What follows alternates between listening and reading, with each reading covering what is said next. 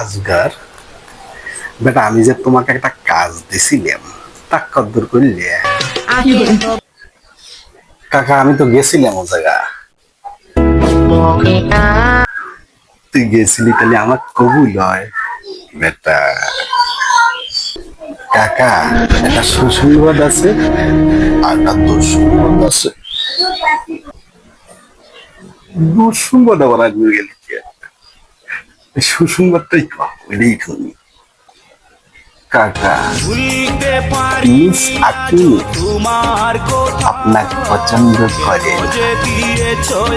আপনি পছন্দ করে আপনার ছেলে মফিজুল হক মফিজকে।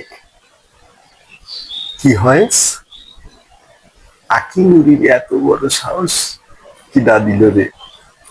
এ শালিক চল, তাহলে আমার কি হবে?